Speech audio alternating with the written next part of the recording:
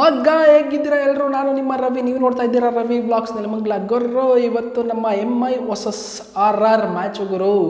Toss ಗೆದ್ದು RR ಅವರು fielding choose ಮಾಡಿದ್ರೆ ಮುಂಬೈ ಅವರು ಬ್ಯಾಟಿಂಗ್ ಮಾಡಿದ್ರು ಗುರು. ನಾನೇನೋ ಇವತ್ತು ತುಂಬ ಎಕ್ಸ್ಪೆಕ್ಟೇಷನ್ ಎಲ್ಲ ಇಟ್ಕೊಂಡಿದ್ದೆ, ಮುಂಬೈಯವರು ಇವತ್ತು ರುಬ್ಬುತ್ತಾರೆ, ಚಚ್ಚಿ ಕೊಡುವಿ ಬಿಸಾಕ್ತಾರೆ ಅಂದ್ಬಿಟ್ಟು.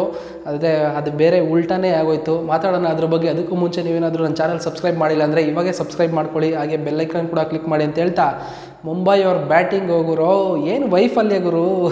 ಹಾರ್ದಿಕ್ ಪಾಂಡ್ಯ ಲಕ್ಕೋ ಇಲ್ಲ ಅನ್ಲಕ್ಕೋ ಒಂದೋ ಗೊತ್ತಾಗ್ತಿಲ್ಲ. ಕ್ಯಾಪ್ಟನ್ ಆಗಿದ್ದೇ ಆಗೋದು ಸತತ ಕಂಟಿನ್ಯೂಸು ಸೋಲ್ತಲೇ ಇದೆ ಮುಂಬೈ ಅವರ ಬ್ಯಾಟಿಂಗ್ ಇವತ್ತು ಮಾತಾಡಬೇಕು ಅಂತಂದರೆ ಒಂಥರ ಅಟ್ಟರ್ ಫ್ಲಾಫ್ ಬ್ಯಾಟಿಂಗ್ ಸ್ಟೈಲ್ ಅಂತಲೇ ಹೇಳ್ಬೋದು ಇವತ್ತು. ಯಾಕಂತಂದರೆ ಆಡಿರೋ ಒಬ್ಬರು ಕೂಡ ಒಂದು ಒಳ್ಳೆ ಸ್ಟ್ಯಾಂಡ್ ತೊಗೊಳಕ್ಕಾಗಿಲ್ಲ.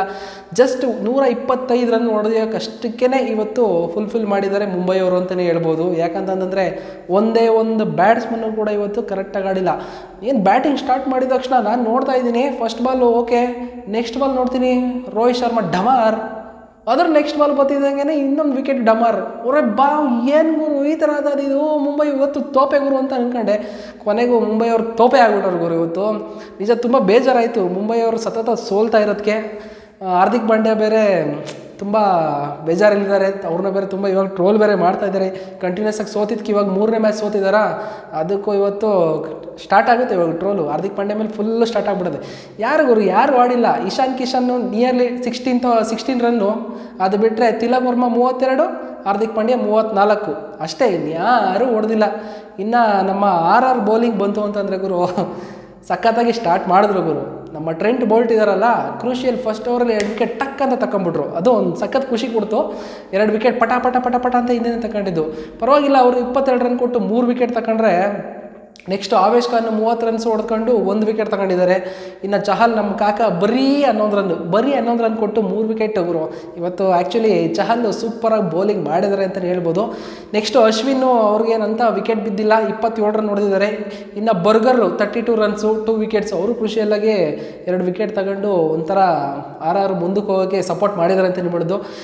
ಇದು ಇವತ್ತು ಏನಂತಂದ್ರೆ ನಿಜ RR ಬೌಲಿಂಗ್ ಅವ್ರನ್ನ ಮೆಚ್ಚಬೇಕು. ಇವತ್ತು ಸಖತ್ತಾಗಿ ಬೌಲಿಂಗ್ ಮಾಡಿದ್ದಾರೆ ಅಂತ ಹೇಳ್ಬೋದು. ನೆಕ್ಸ್ಟ್ ಇನ್ನು ನಮ್ಮ ರಾಜಸ್ಥಾನ್ ರಾಯಲ್ಸು ಬ್ಯಾಟಿಂಗ್ ಬಂತು ಅಂತಂದರೆ, ಗುರು ಹೊಡೆದಿರೋದು 125 ಗುರು, ಹೊಡೆದು ಹಬ್ಬಕ್ಕಿದ್ದು ದಬಾಕ್ಬಿಡ್ತೀನಿ ಅಂತ ಬಂದವರೆಲ್ಲ ಹಂಗೆ ವಾಪಸ್ ಹೋದ್ರು. ನಾನು ನೋಡ್ತಾ ಇದ್ದೀನಿ, ಏನು ಗುರು ಇವತ್ತು ಮುಂಬೈ ಅವರು ಇದೇ ಥರ ಆಗ್ತಾರೆ, ಇವತ್ತು RR ಅವರು ಇದೇ ಥರ ಆಗ್ತಾಯಿದ್ದಾರೆ, ಏನು ಇಬ್ಬರು ಮನೆಗೆ ಹೋಗ್ತಾರಾ ಅಂತ ಅಂದ್ಕೊಂಡೆ.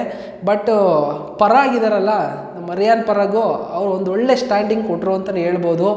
ಯಾಕಂತಂದರೆ ಸತತ ಕಂಟಿನ್ಯೂಸ್ಸು 50 ರನ್ಸ್ ಹೊಡಿತಾ ಇದ್ದಾರೆ ನಮ್ಮ ರಿಯಾನ್ ಪರಾಗ್ ಅವರು. ಇವತ್ತು ಒಂದು ಒಳ್ಳೆ ಸ್ಟ್ಯಾಂಡಿಂಗ್ ಕೊಟ್ಟಿದ್ದಾರೆ ಅಂತ ಹೇಳ್ಬೋದು. ಇವತ್ತಿನ RR ಗೆಲುವಿಗೆ ನಮ್ಮ ಪರಾಗೆ ಮೇಯ್ನ್ ಕಾರಣ ಅಂತ ಹೇಳ್ಬೋದು. ಇನ್ನು ನಮ್ಮ ಮುಂಬೈ ಇಂಡಿಯನ್ಸ್ ಬೌಲಿಂಗು ಓಕೆ ಒಂದು ರೇಂಜಿಗೆ ಆಡಿಸಿದ್ದಾರೆ ಅಂತಲೇ ಹೇಳ್ಬೋದು. ಅಂತ ಹೇಳ್ಕೊಳೋಂಥ ಪರ್ಫಾರ್ಮ್ ಕೊಟ್ಟಿಲ್ಲ ಅಂತಂದ್ರೂ, ಬಟ್ ರಾಜಸ್ಥಾನ್ ಅವರಿಗೆ ಕಾಡಿಸಿದ್ದಾರೆ ಎಲ್ಲ ಬೌಲರ್ಸೂ. ಬೌಲಿಂಗ್ ಬಗ್ಗೆ ನಾನು MI ಅವ್ರ ಬೌಲಿಂಗ್ ಬಗ್ಗೆ ಜಾಸ್ತಿ ಮಾತಾಡಲ್ಲ, ಬಟ್ ಕಾಡಿಸಿದ್ದಾರೆ, ಬಟ್ ಸೋತಿದ್ದಾರೆ.